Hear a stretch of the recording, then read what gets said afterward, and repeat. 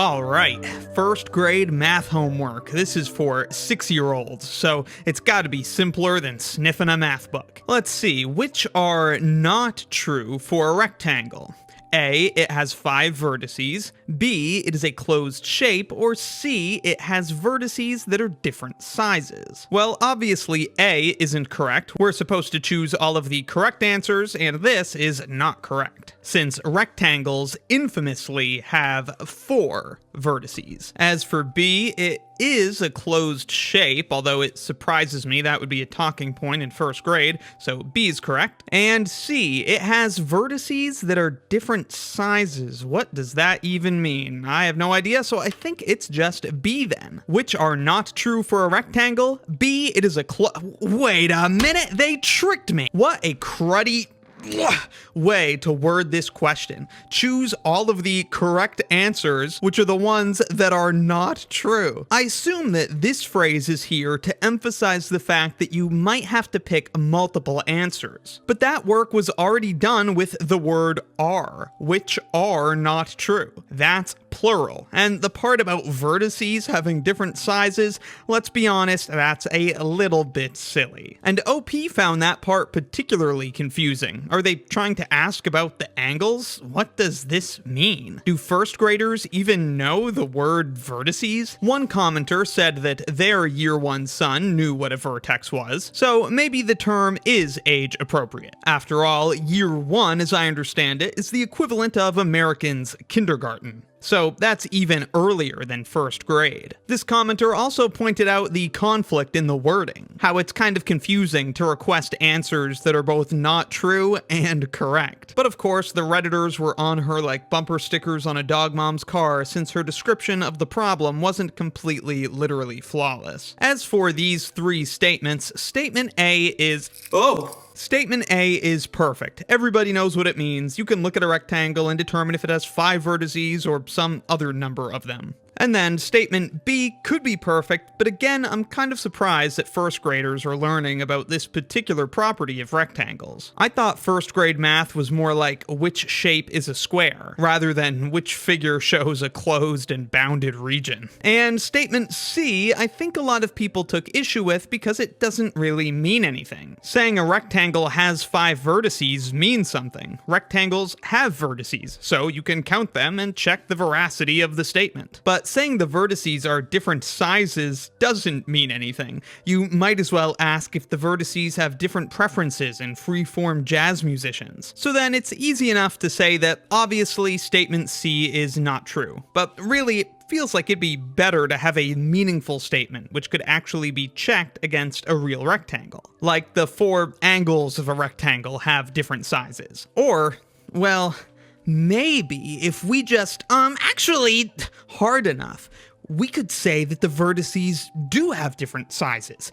Maybe? The question is a little sloppy, poorly written, yada yada. We can't be getting a first grade question wrong. So to be super careful, let's do a deeper dive on all 3 statements in this math homework for 6-year-olds. It's a bird!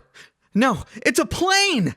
No! It's first grade math homework, man. Let's start with vertices. If A is not true because a rectangle has 4 vertices, well, how do we know that? I mean, what even is a vertice? Is a vertex of a polygon simply where 2 sides meet? If so, what's a side? Well, according to the definitions, the sides are the line segments that connect to form the polygon. That's simple enough, and since a rectangle has 4 line segments that meet at 4 points, it would seem a rectangle has 4 vertices, not 5. But then, how do we really know, for example, that this is one side? Could it not truthfully be 2 sides that then also meet right here, giving a 5th vertex? I suppose from the geometry perspective, that doesn't really make any sense, and since there isn't an angle created here with a measure different from 180 degrees,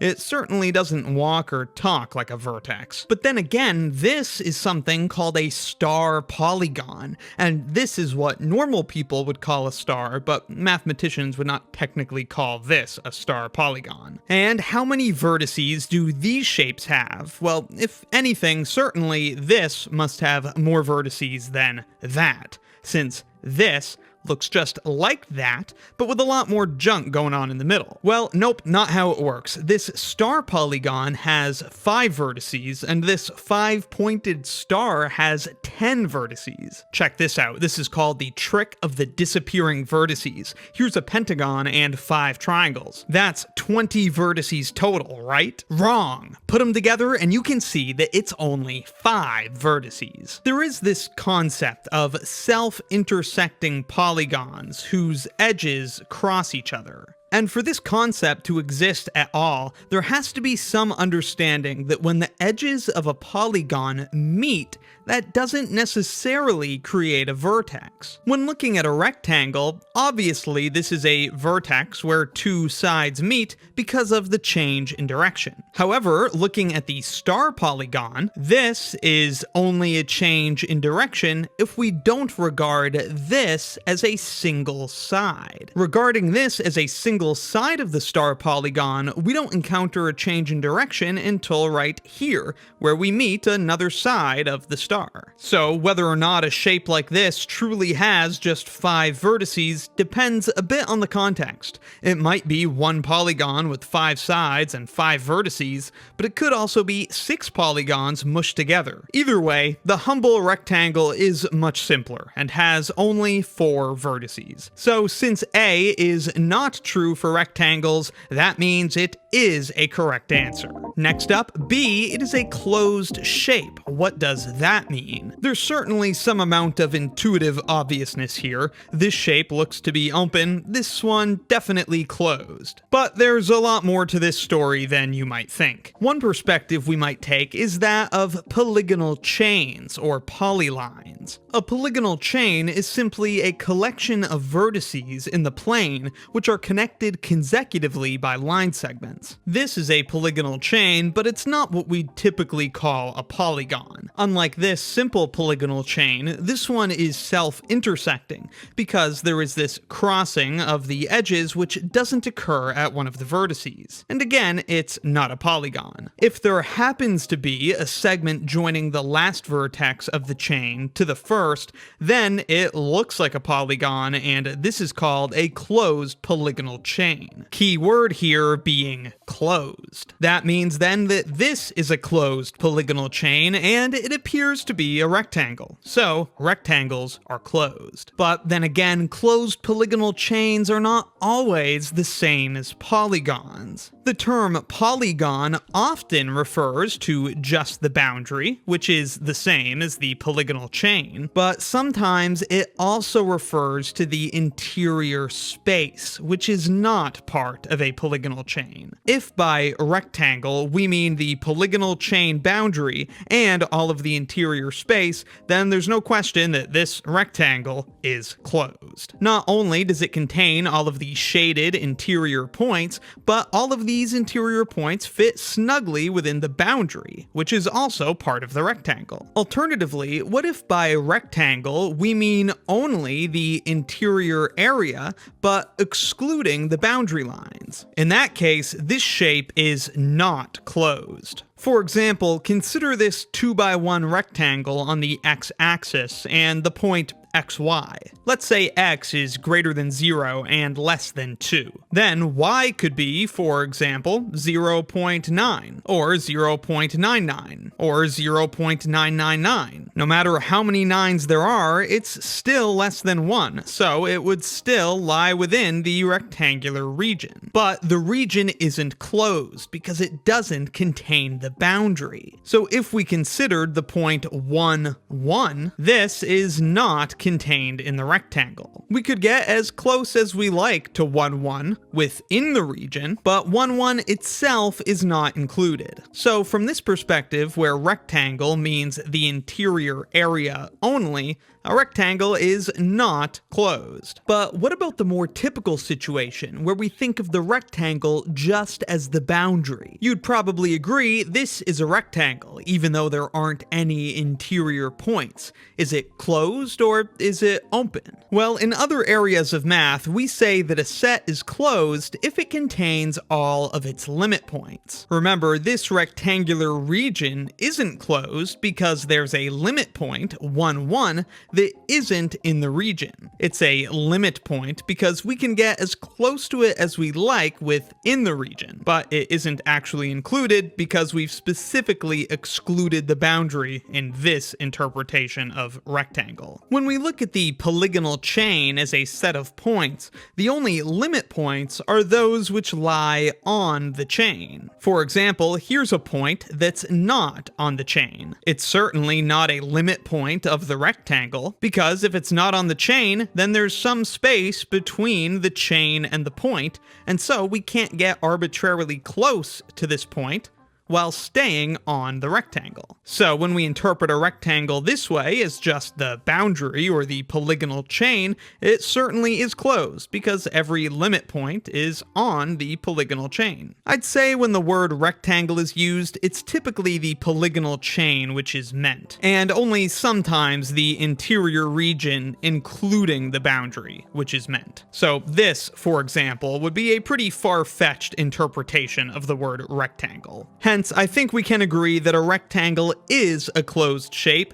which means that it's not true, which means that it isn't correct. And finally, we arrive at the bizarre statement C. A rectangle has vertices that are different sizes. And this is the one that caused the most arguments in the original post. Some just expressed surprise at a technical word like vertices being used on a first grade assignment, and the fact that it would have made a lot more sense for the statement to be about angles. On the other hand, there's nothing technically wrong about asking if the vertices have different sizes, it's just a surprising question. One of the important characteristics of rectangles is the one which differentiates them from squares, which is a rectangle can have edges that are different sizes. So it could be the purpose of this statement is just to make sure students aren't confusing vertices with sides or edges. Though most people didn't seem to think that was the case. Indeed, there was a whole lot of arguing. I think it's a trick question. Vertices don't have size. I would bet a lot they mean angles of different sizes. Okay, but the text referred to vertices, so it's still wrong. The kid needs to evaluate the actual sentence, not intended writing. It's a child's homework, not a legal text. You have to go by what the teacher intended. They will not get bonus points for, actually-ing their teacher. The kid's college admission committee is not going to see their grade on this. Answer it as written. Yes, I know it's not a legal text, but if they assume vertice to mean angle or any other concept, they're essentially changing the proposition. I'm not saying the teacher should be precise, but they need to be clear. Well said. A lot of people seem to state the intended meaning of the question as if it's obvious. It means that the angles in the vertices are different sizes, or vertices should actually be edges. And then this guy said that this isn't actually homework for a 6-year-old, so I guess OP's in luck. It turns out that their 6-year-old doesn't actually have this math homework because this guy said so. Really, I think I agree with this guy. Why is everyone trying to recontextualize the question? It says size, it means size. It says vertices, it probably means vertices. Do the vertices of a rectangle have different sizes? No. But we should consider it from several perspectives just to make sure we're not missing anything. In classical Euclidean geometry, one of the axioms is that the whole is greater than the part. If we have a line segment, for example, certainly the size of the whole segment is greater than the size of some part of the line. A point, on the other hand, like a rectangle vertex, is defined to be that which has no parts. And this makes pretty clear the intuitive sense that a vertex has no size. Or we might say it has a size of 0. If it had any size other than 0, then it could have some smaller part, just like the line segment that's smaller than it. And we know that a vertex can have no part. Then, since every vertex has size 0, clearly the vertices of a rectangle do not have different sizes. We could also take a graph theory perspective. In a polygon, the only thing that makes these vertices special is that there are places where two sides meet. However, they're all still just points, and each side of a polygon is made up of infinitely many points. In graph theory, the vertices and the sides or edges that join them are very different things. In the field of graph theory,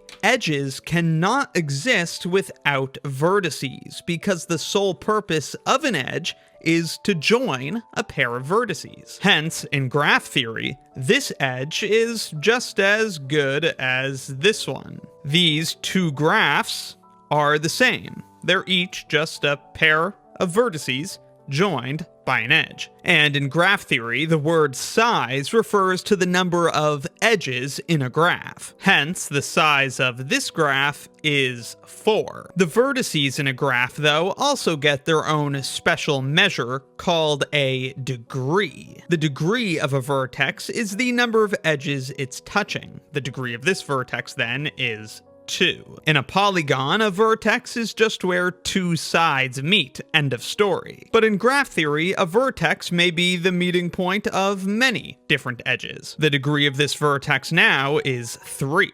If we look at a rectangle as a graph, it's what's called a 4 cycle, because it's a cycle consisting of 4 vertices and 4 edges. And the degree of each vertex in this 4 cycle is 2, which again shows that even in this context, the vertices of a rectangle do not have different sizes, or in this case, degree. And I suppose that's enough for me to say, no, the vertices of a rectangle are not different sizes. Since this is not true, it is correct. Except, in a graph, the vertex set is just a set of objects, which are then related in pairs by the edges. What if the 4 objects in the vertex set are graphs of different sizes, and then the edge set joins these 4 graph vertices to form a rectangle, and then each vertex, since it's a graph, has a size, and like we said, the graphs in the vertex set have different sizes, and so then, actually, the vertices of a rectangle could— Riverside Drive held me up when the first man I loved died, when I could only say I love you